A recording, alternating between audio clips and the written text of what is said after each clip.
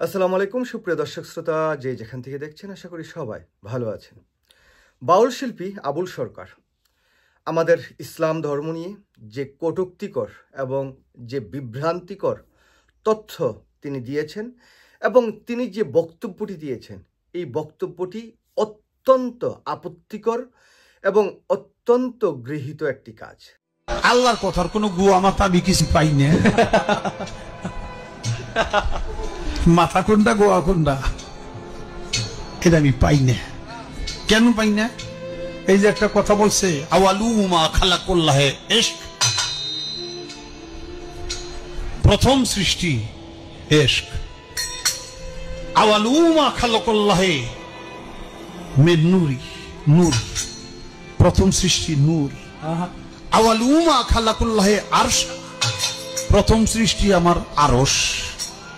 দেখেন, আওয়ালুমা খালাকুল্লাহে রূহ, প্রথম সৃষ্টি আমার রূহ। কয়টা হয়েছে? এক মুখ হয়েছে, দুই কথা কয়। হ্যাঁ, মুখ কয় না হুক কয়? এক মুখে দুই কথা কইলে হ্যাঁ মুখ থাকে? হ্যাঁ তো মুখ থাকে না, তো হুক হয়ে যায়। আল্লাহ যে কইল প্রথম সৃষ্টি আমার ইশক, প্রথম সৃষ্টি আবার কয় আমার আরশ, প্রথম সৃষ্টি আবার কয় নূর, প্রথম সৃষ্টি আবার কয় রূহ। আল্লাহ এক মুখে যে এত কথা কয়, আল্লাহর মুখ কয়টা? খালি কয়টা না, ওটা মুখ না হুক, এটাও আমার জানা দরকার। দেখুন, আপনি ভিন্ন ধর্মের লোক হতে পারেন, আপনি বাউল শিল্পী হতে পারেন, অথবা আপনি যে কেউ হতে পারেন, আস্তিক নাস্তিক যে কেউ হতে পারেন, কিন্তু কোনো ধর্ম নিয়ে এরকম অসভ্য এবং বিভ্রান্তিকর তথ্য আপনি ছড়াতে পারেন না। এটা কোনো রাষ্ট্র, কোনো ধর্ম, কোনো জাতি অথবা কোনো গোষ্ঠী কখনো পারমিট করে না। বাংলাদেশে একটি বহুল প্রচলিত কথা আছে যে ধর্ম যার যার, উৎসব সবার। আচ্ছা, ঠিক আছে, আপনি আপনার ধর্ম পালন করবেন, আপনি আপনার উৎসব পালন করবেন। যদি আমার মন চায় আমি আপনার উৎসবে যে সম্পৃক্ত হতে পারি, যেতে পারি, কিন্তু আপনি আমার ধর্ম নিয়ে কটূক্তি করতে পারেন না। আমি কোনো হিন্দু ধর্ম নিয়ে কটূক্তি করি না, কোনো খ্রিস্ট ধর্ম নিয়ে কটূক্তি করি না, বা কোনো বিদ্বেষ হিংসা ছড়াই না। কিন্তু বাউল এই যে আবুল সরকার যেই বক্তব্যটি দিয়েছেন, এটা কোনোভাবেই একজন ধর্মপ্রাণ মুসলমান হিসেবে আমি তো দূরের কথা, অন্য কেউই আসলে এই বিষয়টি মেনে নিতে পারেন না। তো হঠাৎ করে এই যে বাউল শিল্পী আবুল সরকার ধর্ম নিয়ে এই যে বিভ্রান্তিকর বক্তব্যটা দিলেন, এটা দেওয়ার আসলে পেছনে কারণটা কি? এবং এই বক্তব্যটি নিয়ে এই সময় বাংলাদেশের রাজনীতি, সামাজিক সংগঠন বলুন, ঢাকা বিশ্ববিদ্যালয় বলুন, সব জায়গায় মাঠ পর্যায়ে যে ব্যাপকভাবে ছড়িয়ে গেল, এবং এই যে আবুল সরকারকে গ্রেপ্তার এবং দুটি পক্ষের যে পাল্টা হামলা, এই সকল বিষয় নিয়ে আসলে এটি পার্শ্ববর্তী একটি রাষ্ট্রের বা বিদেশি একটি শক্তির বিশাল একটা ষড়যন্ত্রের পাঠ। আর এই ষড়যন্ত্রের পাঠটা হচ্ছে ডক্টর মোহাম্মদ ইউনূস সরকারের বিরুদ্ধে একটি ফাঁদ পাতা হয়েছে। এই ফাঁদে যদি ডক্টর মোহাম্মদ ইউনূস সরকার পড়ে যায়, তাহলে সামনে যে একটি নির্বাচন আসছে, সামনে যে এই যে সদ্য আন্তর্জাতিক অপরাধ ট্রাইব্যুনাল যে পতিত একটি সরকারের যিনি প্রধান, তার বিরুদ্ধে যে ফাঁসির রায় দিয়েছেন, এবং কি এই যে একটি গণভোট হবে, বাংলাদেশে যেই কার্যক্রমগুলো চলছে, এই সকল কার্যক্রমগুলোকে স্টপ করে দেওয়া বা একটা অস্থিতিশীল একটা পরিবেশ সৃষ্টি করে বাংলাদেশে সংখ্যালঘু বা ভিন্ন ধর্মের লোকজনের উপর হামলা হচ্ছে, মামলা হচ্ছে, এই দেশে আইনশৃঙ্খলা পরিস্থিতি নাই, এরকম একটি মানে প্রেক্ষাপট তৈরি করার একটি প্রয়াস চলছে। দেখুন, এই যে আবুল সরকার তার বিরুদ্ধে যে ধর্মপ্রাণ মুসল্লিরা যে একটি প্রতিবাদ করলেন, সেই জায়গায় যে পাল্টা হামলা হলো, দেখুন সেই জায়গায় যদি কোনো হতাহত হয়ে যেত, তো সেইটাকে কিন্তু একটা বড় ইস্যু করে বাংলাদেশে কিন্তু একটি কেওয়াস সৃষ্টি করে দেওয়ার একটি পরিকল্পনা ছিল। দেখুন, এই যে ইসলাম ধর্ম নিয়ে এরকম জঘন্য মন গড়া একটি বিশ্লেষণ দাঁড় করালেন এই যে আবুল সরকার, সেটার বিপক্ষে কথা না বলে আমি দেখছি যে ঢাকা বিশ্ববিদ্যালয়ের মতো জায়গায় তার মুক্তির দাবিতে একদল চাটুকার, একদল মানে কি বলবো ধর্ম বিরোধী লোক মানে রাজপথে মশাল মিছিল জ্বালিয়ে তারা মিছিল করছেন। কিন্তু তারা কি একবারের জন্য এই বিষয়টি দেখেছেন যে তিনি কি বক্তব্যটি দিয়েছেন, তিনি ধর্মকে কিভাবে কটূক্তি করে আমাদের আল্লাহ রসুলকে নিয়ে কি কথাবার্তাগুলো তিনি বলেছেন? সেটা কিন্তু তারা করেননি। তারা চাচ্ছেন ওই যে বিদেশি অর্থায়নে, বিদেশি রাষ্ট্রের ষড়যন্ত্রে এই যে পার্শ্ববর্তী রাষ্ট্র বা বাংলাদেশে ঘাপটি মেরে থাকা এই যে রয়ের যারা সদস্যরা, তারা কিন্তু এই ইউনূস সরকারের বিরুদ্ধে একটি ফাঁদ পেতেছেন। এই ফাঁদটির মধ্য দিয়ে বাংলাদেশে এই বিদেশি শক্তির যে খেলা বা বাংলাদেশ থেকে যে বিতাড়িত যে সরকারটা হয়েছে, সেই সরকারের যে আবার নতুন ষড়যন্ত্র, সেটা কিন্তু ঠিক ভালোভাবে তারা এই জায়গায় অ্যাপ্লাই করার চেষ্টা করেছেন। দেখুন, এই যে আবুল সরকার, তার পক্ষে যারা আজকে দাঁড়িয়েছেন বা দাঁড়াচ্ছেন, এবং কি এই যে ডক্টর মোহাম্মদ ইউনূস সরকার যেই সফলতার সাথে, দেখুন এই যে মানে দীর্ঘদিন যাবৎ বিভিন্ন রাজনৈতিক দলগুলোর সাথে আলাপ আলোচনার ভিত্তিতে একটি জুলাই সনদ তৈরি করতে পেরেছেন, এটা তার সফলতা।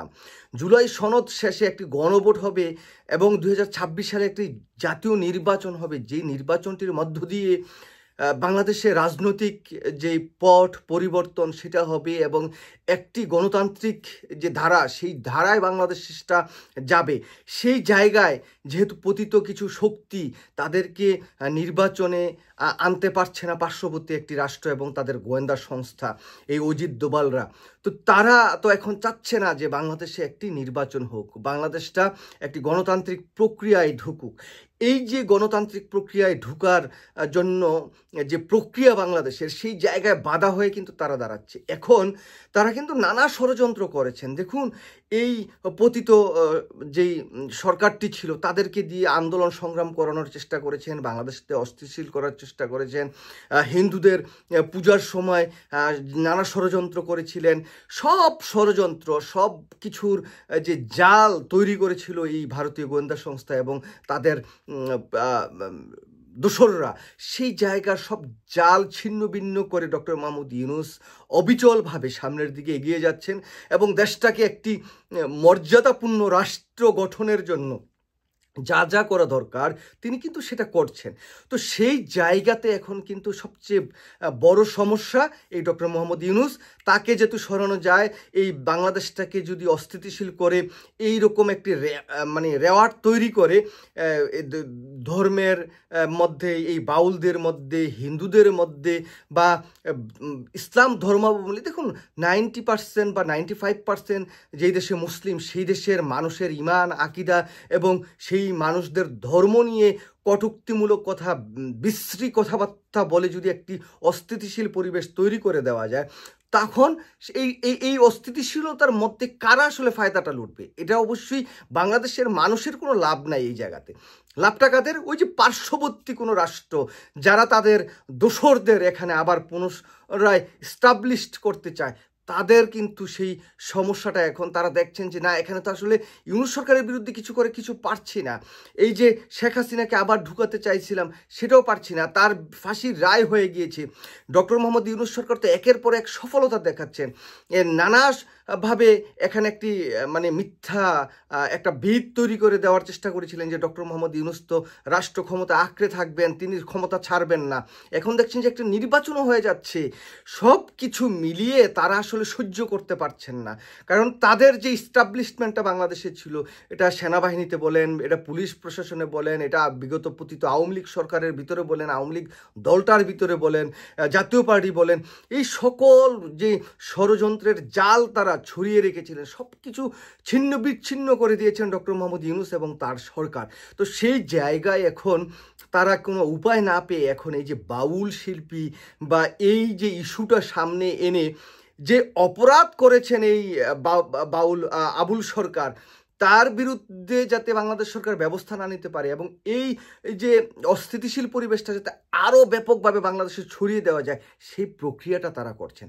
তবে আমি সেটা নির্দ্বিধায় বলতে পারি যে বাংলাদেশের মানুষ একতাবদ্ধ আছে, বাংলাদেশের রাজনীতিবিদরা একতাবদ্ধ আছে। এই আবুল সরকারের পক্ষে যারা কথা বলবেন, ইসলাম ধর্ম নিয়ে অবমাননা করা এই মানুষটাকে অবশ্যই বিচারের আওতায় আনতে হবে এবং তার সর্বোচ্চ যে শাস্তি সেটা দিতে হবে। তা না হলে এই ষড়যন্ত্র কিন্তু আরও অনেকেই আগামী এই যে নির্বাচনকে সামনে রেখে নির্বাচনটাকে বানচাল করা বা অন্যান্য ষড়যন্ত্র যাতে আরও ব্যাপকভাবে করতে পারে সেটা করবেন। সুতরাং তার শাস্তির মধ্য দিয়ে বাংলাদেশটা যে একটা গণতান্ত্রিক পন্থায় বা একটা প্রক্রিয়ায় যাচ্ছে সেটাকে মানে স্বচ্ছ করতে হবে এবং এই ইউনূস সরকারের বিরুদ্ধে যত ফাঁদ আছে, আমি দৃঢ়ভাবে বিশ্বাস করি এসব ফাঁদ পেতে, এসব ফাঁদ দিয়ে কোনো কাজ করা যাবে না, বা এই ফাঁদ ডক্টর মোহাম্মদ ইউনূস এর যেই সহজ সরল সোজা পথ, যেই পথটির মধ্য দিয়ে বাংলাদেশ একটি মানে মর্যাদাপূর্ণ রাষ্ট্রে অধিষ্ঠিত হতে পারে, সেই জায়গায় আসলে শত বাধা আসলেও কোনো বাধায় আসলে কাজ হবে না। এখানে ওই ধর্মীয় উগ্রবাদ বলে বা বিভিন্ন সন্ত্রাসবাদী ট্যাগ দিয়ে কোনো লাভ হবে না, কারণ এই আবুল সরকার তিনি অপরাধী, তার বিরুদ্ধে ব্যবস্থা গ্রহণ করতে হবে এবং আমাদের পার্শ্ববর্তী রাষ্ট্রের যেই সংস্থাগুলো বাংলাদেশে অস্থিতিশীল করার চেষ্টা করছে তাদেরকে বলি যে এইসব করে আর বাংলাদেশে আপনারা আসলে সুবিধা করতে পারবেন না। আর এই চক্রান্ত করে কোনো চক্রান্ত শক্তি বাংলাদেশে আর থাকতে পারবে না এবং তাদের যে শিকড় বাকড় আছে সেটি বাংলাদেশের মানুষ উপড়ে ফেলবে। তো সুপ্রিয় দর্শক শ্রোতা, এই যে আবুল সরকার যে কথাটি বলেছেন সেই কথাটি আপনারা দেখেছেন, দেখালাম। তো আমরা মনে করি যে তার বিচার হওয়া দরকার। তার বিচারের মধ্য দিয়ে সকল ষড়যন্ত্রের যত বিদ আছে সেগুলো বাংলাদেশে ভেঙে দেওয়া দরকার। সবাই ভালো থাকবেন। আল্লাহ হাফেজ। আসসালামু আলাইকুম।